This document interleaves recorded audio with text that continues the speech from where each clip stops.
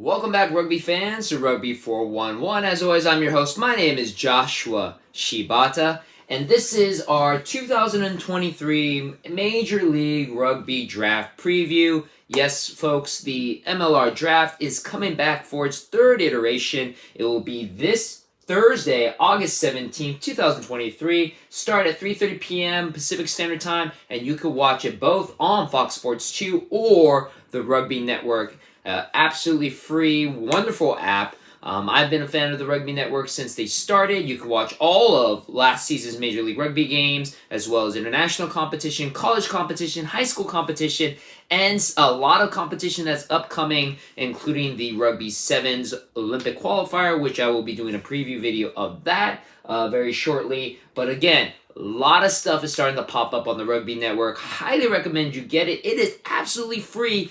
Easy to download, easy to watch, easy to access. But we are talking about the MLR draft. And again, guys, the point of my video, the point of my whole channel is to showcase rugby here in the United States. Major League Rugby, it takes the core focus of it simply because it is the professional rugby sport here in America. And it is pretty much the forefront for rugby players here to become a pro in the United States, which then also leads to other pathways, including playing for the U.S. Eagles 15s team, the U.S. Eagles 7s team, representing representing the United States in the Olympics, which is what I'm talking about with my next video, and the Olympic qualifier, which hopefully America will qualify for to play in the French Olympics or the 2024 Summer Olympics in France. So a lot of things that rugby players now, as they're starting to grow up, to get into, to make that pro level. And the job of myself, I feel, and a lot of other rugby enthusiasts. There's a lot of rugby enthusiasts out there. Shout out to the Goff Report, because they definitely are the insight for a lot of the college rugby, which is what we're going to be talking about primarily with this draft. And a lot of guys and gals who are coming up through the ranks to possibly make it on the pro and the national level. And again, if you're like me, who is really into college sports, especially college football, because, I obviously come from a college powerhouse, the USC, University of Southern California, Fight On Trojans.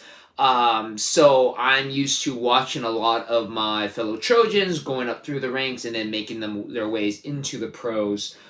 This draft is basically the same way to get people to recognize and highlight college and amateur level rugby players who are going to make that next jump into the pros. It's a great way to really ingrain yourself into the rugby culture, as well as to kind of follow some of these athletes as they're making their way to possibly, like I said, represent the U.S. team on the national level in a Rugby World Cup, in the Olympics. It is honestly a great way to get excited about a sport like rugby. So, without further ado, just a little bit of the background of this year's draft. 13 teams, okay, so this is where I'm doing this video, a little behind the scenes. I'm doing this video, today it's Tuesday, the draft is on Thursday. I was kind of waiting as long as I could to make this video because, again,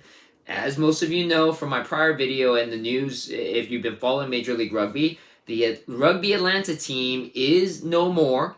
The franchise is moving. We still don't know where. We still don't know what that means for their draft, because they are still technically drafting 2, 3, 4 on the 5th spot of the first round. And they have a couple of draft picks after that as well. So, as it stands, 13 teams, including the new Miami franchise, who gets the #1 pick in each round, is going to be drafting in this draft. There's 3 rounds. Every team except for Old Glory DC, who has no draft picks. So tough luck for Old Glory DC. No draft picks in this draft. Everybody else has at least 1. But Atlanta still has draft picks as well. So what does that mean? Who is drafting for Atlanta? And where are these players going? We still don't know. Again, Major League Rugby has been pretty mum about the whereabouts of the new franchise, who's owning them, and what that means for this upcoming draft. I guess we'll all find out the same time. But as I mentioned before, Atlanta does have the 5th overall pick in the first round, no picks in the second round, and then 3 in the third round. With a total of 4 picks. Every team except for Old Glory, as I mentioned before, is represented in the first round. I'll go over real quick. Miami's first, then the Arrows, the Jackals, Chicago, Atlanta. Nola Gold, who actually, this just happened, is now getting the 7th pick, so they're going to take Utah's pick. Utah has no picks in the first round. They have 4 total picks, 2 in the second, 2 in the third. And then NOLA will come back in the 11th round. I'm sorry, San Diego will take the 12th pick, as they have traded just recently for Seattle. They got Devin Short, so they are going to take the 12th pick and trading off Devin Short to Seattle. So NOLA has the 6th, the 7th, New York has the 8th, Houston has the 9th, San Diego has the 10th, and the 12th, and the 13th as well. Oh, I'm sorry. NOLA also has the 11th. They have 3 first-round picks because NOLA actually got Seattle's 11th pick. They traded Devin Short, longtime NOLA Gold player, well known for his blonde hair. He is now going to go to Seattle. So Seattle has no picks in the first round. Utah has no picks in the first round. Both of their first-round picks have went to NOLA Gold. NOLA has the 6th, the 7th, and the 11th round pick in the first round. So 3 picks in the first round, which is really shocking because at one time, NOLA only had 1 pick in this draft, and that was their 1 pick in the first round. They now have moved around in the last couple of days to take 3 first-round picks. So NOLA is really kind of focusing on this draft to hopefully pick up some eager and a very talented pool of college players that are coming in, which a lot of these players we will be highlighting today. So overall, again, 3 rounds, 13 picks each round, 39 picks overall. Only 39 players are going to be picked. The pool of potential draft prospects, according to Major League Rugby, who have registered with Major League Rugby, who have made themselves declared for the draft, is over 100. So, almost about a third of them are going to be picked. So the prospects are kind of low, but doesn't necessarily mean if you don't get drafted that you don't have a shot to still join into a Major League Rugby team. I'll go into a little bit about that after we talk about the players, but just know that there are a lot of talented players. This will be a pretty interesting draft to see where some of these players go. And what is the draft strategy with a lot of these teams, especially, like I said, the before-mentioned Rugby ATL. So let's go over a couple of teams. First of all, a couple of the prospect players. We'll go through different positions. So first of all, I'm going to be focusing on the fullback winger positions. So that's your 11, your 14, and your 15th. Usually they're trying to find fast, athletic runners who aren't afraid of being very physical. First person that comes up is a guy that should be very familiar to Major League Rugby fans. It's Isaiah Cruz. Yes, he is the brother of Mika Cruz, very, very talented Utah Warrior, fast winger. Isaiah is no different from Fresno State. He can play winger, fullback. He could also play fly half if need be. He was a Rudy Schultz Award nominee. Rudy Schultz, for those of you who don't know, named after the legendary Hall of Famer Rudy Schultz, a rugby player who did a lot in the heyday of USA Rugby back in the early 40s, 50s. Basically is the equivalent to the Heisman Award for rugby. Isaiah Cruz was a finalist in that.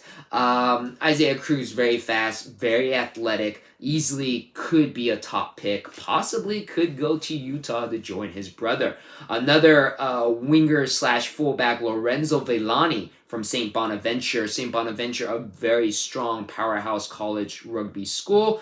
He can also play scrum half if needed, very athletic. He blew away a lot of people during the Rugby Collegiate Shield Series games, as well as that week of physical activity. For those of you who don't know, the Collegiate Shield is kind of a showcase for college prospects. It's an all-star collegiate game. You're invited. You're some of the top prospective rugby players that could possibly go into the draft. Lorenzo Villani really blew away a lot of people with his play, as well as they do a lot of skill testing during that week too. Again, it's a showcase. It's almost like a combine for rugby, and Lorenzo Villani was a name that really, really impressed people. Last on that list, I got it as, even though I mentioned earlier I am a USC alum, I gotta give props to a SoCal local and favorite from UCLA, Ollie Griffith. He is Australian born, but is going to UCLA. I believe if he spends a couple more years, he could be considered a domestic prospect, which means he is going to be American based. But right now, he is Australian born, very big, aggressive, fast player. Definitely a guy that has prospects of being drafted. And then another name that has been really big on people's lips is Hugh Johnston from Notre Dame College. Not the Notre Dame, but Notre Dame College, which is a different school from the Fighting Irish. He plays winger, could also play center, could also play fly half. Right now, it's interesting with him. He is currently the interim head coach of the rugby team at Notre Dame College. Word is that he will, if drafted, step down, and will obviously find a new head coach. He is just the interim. But right now, his eligibility is still a little bit in question with some people, but from what I understand, even though he is the interim head coach of Notre Dame College, he will step down to then, of course, play for whatever team if he is drafted. He is also Australian born as well, just like Ollie Griffith. Moving on to the hooker position. Starting off with Francis Rumiko Bernard from Lindenwood. Lindenwood, again, a great rugby college. Francis Rumiko Bernard is a South African born player. He is very aggressive, very athletic, great in the line out, built tough. Another one, Gay Mahuinga from BYU. BYU, definitely, I mean, you have a lot of those really tough, most of them Polynesian, Samoan, physical players. Mahuinga is no different. Physical, fast, very good in the line-out skills. Definitely a guy that can easily earn a spot playing as the hooker position with a Major League Rugby team. And then, again, St. Bonaventure, Matthew Conway. He is Scottish born, big size, but definitely a guy who can easily get picked up by a Major League Rugby team. Moving on to the fly half position, a guy that again has been making a lot of noise, a California resident right now, Max Schumacher from Cal Berkeley. All around talented, not only can he play fly half, but he can also play fullback. He has great kicking skills, great decision making as well. Keelan Coyle, I'm saying this team a lot just because again, they are a rugby powerhouse school from St. Bonaventure. Great ball handling skills, great kicking skills. He is a little rough around the edges. He's just started rugby in his college years, so he's still a little bit new in the sport, but a guy that with a little bit more development maybe, if he joins an academy once he's drafted by a team, he could definitely have the prospects of being a diamond in the rough star. Moving now to scrum half. Position, basically, you need to be very smart. You need to be a leader. You need to know how to make quick decisions because the scrum half, as most people know, just like the fly half, are kind of like the quarterbacks of the rugby team. So I got two names here. Mateo Pignon from Lindenwood. He is French-born, but he is, I mean, literally, he is the definition of a scrum half. If you watch a lot of international rugby, scrum halves tend to be described almost like little yipping chihuahuas. They're little feisty guys that speak a lot of trash, but they are evasive, they are hard to catch, they make a lot of great rugby moves, they have a great rugby IQ, like I said, great leadership skills, and Mateo Pignon is all that and more. Apparently, too, during the Bronco test, which is a legendary rugby fitness test, it's basically like suicide up-downs, but on a rugby pitch. And, you know, lots of rugby stars have all done Broncos. It is the most storied, most infamous. So many rugby players hate hearing the word Bronco. From what I understand, there's some legendary all-stars that put some really legendary times on there, including some players from the USA team. But Mateo Peñon apparently had one of the most impressive Broncos scores at the Collegiate Shield. Like I said, that's the showcase for these college stars, and Mateo Peñon really impressed a lot of people with his Bronco. Apparently, nobody came close to his time at the Collegiate Shield game. Another name for the scrum half, TJ Van Rensburg from Arkansas State. Not necessarily a powerhouse college rugby school like Lindenwood or St. Bonaventure, but definitely getting up there. TJ Van Rensburg, very defensive, aggressive, again, good decision makers, great scrum half, impossible pickup in this draft. Moving on to the locks. Your locks you want basically to be your taller players. They're usually the ones that are going to be picked up during the line out. You want them to be able to grab the ball. Also, because of their long bodies, they are the driving force and body of the scrum. They're the ones that create a lot of stability and balance. Again, a name that definitely has been talked about a lot going into this draft. Ricky Rose from St. Bonaventure. 6'6", tall, big body. He is also a natural leader for the St. Bonaventure team. Super, super athletic. Would be shocked if he wasn't picked up in this draft. And then James River from Arizona University, also 6'6", strong. He was voted the MVP of the Arizona rugby team this last season. A great, talented guy that could easily find a place on a roster. Moving over to the centers. Your centers that play in the back along with the wingers and the fullbacks. The centers tend to be a little bit more defensive. They are next to your fullback, almost your last line of defense. So you have to be aggressive. You also have to be fast. So going for there, Junior Gaffa from Brown University. Very physical, good defensive tackler. He's also part of the football team in Brown, but the word is he is focusing on possibly a rugby career, so we'll see how things work out in the draft. Reese Smith from Lindenwood. Good kicker, good center, traditionally a center back in the day, also had great kicking skills. Sometimes aside from your fly half, your kicker might be your penalty kicker. Reese Smith can easily fill in that shoes as well. He's also a really great decision maker. And then, of course, another big name for center is Clayton Means, also from Lindenwood. So Reese Smith is teammate. Very good defensive player. Really great at making sure to be, again, that last line of defense if all else fails and the other team is getting to the try-zone. Your props, your big boys. The issue with this is that apparently this class is a little undersized for props. It just might be just the way that it is this season. A lot of younger, smaller players haven't had the time to develop yet. Over time, I believe, especially with the focus on physical fitness, the focus on nutrition, some of these rugby players will eventually start to get bigger as we start to go through future drafts. But right now, this prop class apparently a little bit undersized, but there still are some good potentials. Jared Miller from Life University. He is big. He's very impressive, very athletic, can easily find his place on a team. Connor Holman from St. John's University. Strong, great leader. Guy that can easily, again, find himself on a team, or if need be, can be on the bench, maybe a little bit more development as well. And then my dark horse pick for prop, a guy who definitely fits the size. I mean, he's massive. Just a big dude. I think he's like close to 6'7" also, so really tall. But Juan Penn from St. Bonaventure. Again, St. Bonaventure has a load of talented kids that I feel can easily all find themselves on Major League Rugby teams in this draft. He is probably the biggest prospect in the prop pool.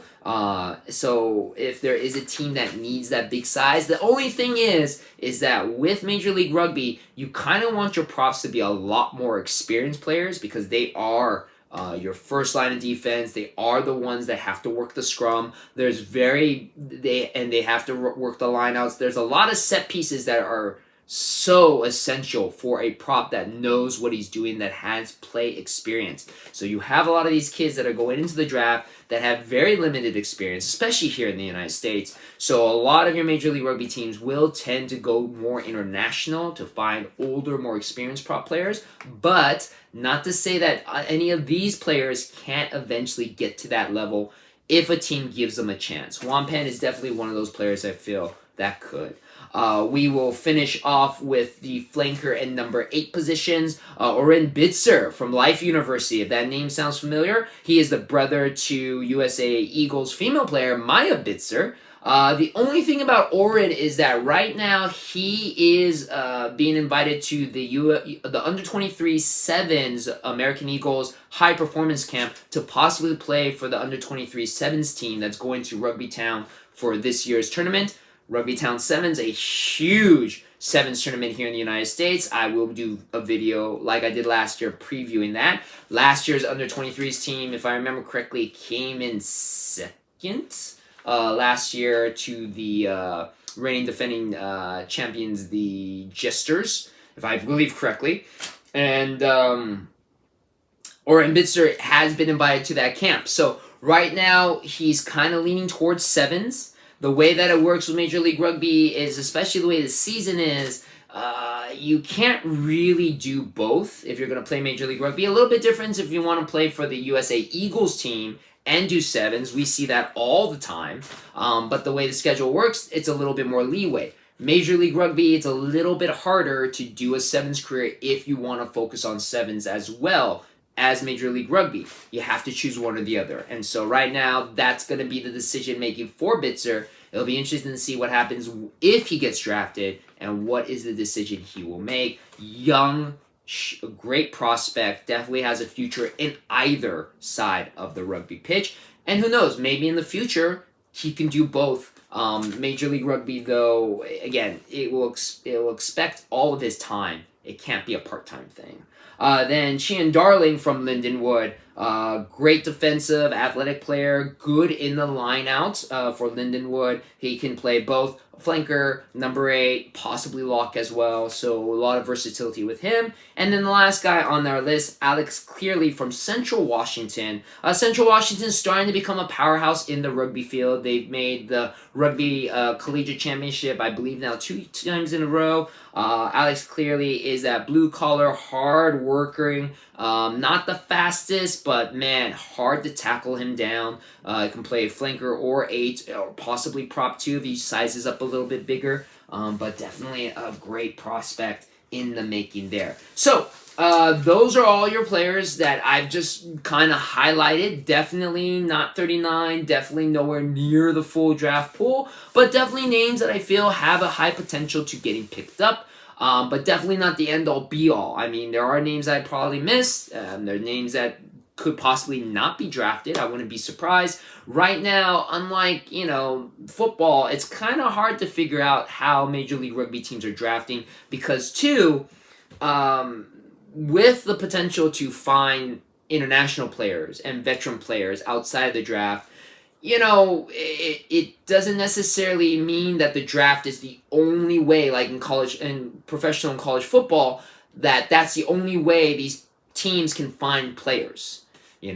Major League Rugby teams can find players almost everywhere else, especially international players, even though there is a cap to how many international players they can have, but they can find other players. So the draft isn't the end-all, be-all. So, it really depends on what these teams are looking for into how they're picking these players.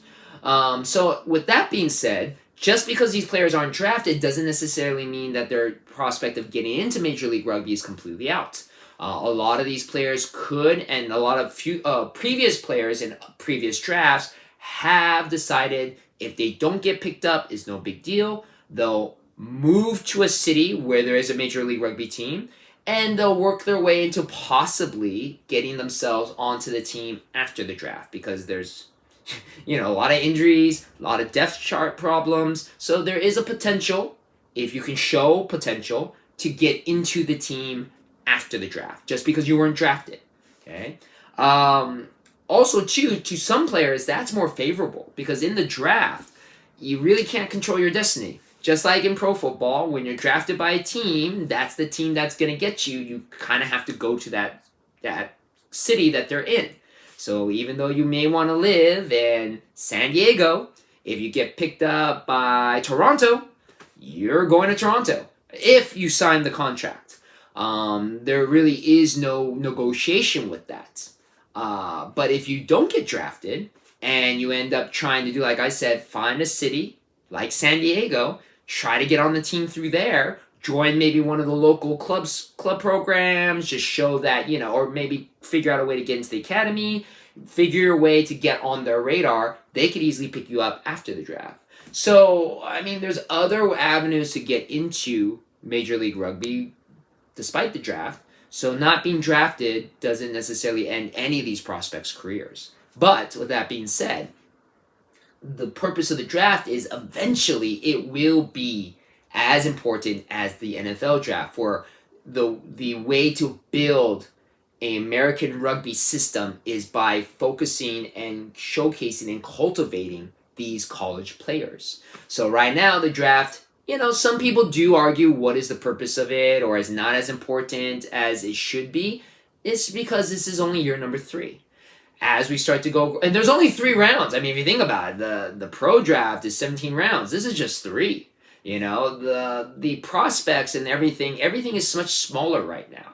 But hopefully, as rugby gets bigger, as the interest gets bigger, as the prospect pool gets more talented and bigger, the draft will become much, much more important. So right now, the infancy of the draft, it's debatable, but you have to build it. You can't just magically make it important. It has to build to become important. It has to be the thing that these college players are going to start to focus and see that that's the pathway to the pros by getting through there. And once we start to really get all these great prospects, Major League Rugby teams will start to focus and say, yes, the draft is where I'm going to look for my star players, the future star players, the future Eagles, the future representatives of American rugby.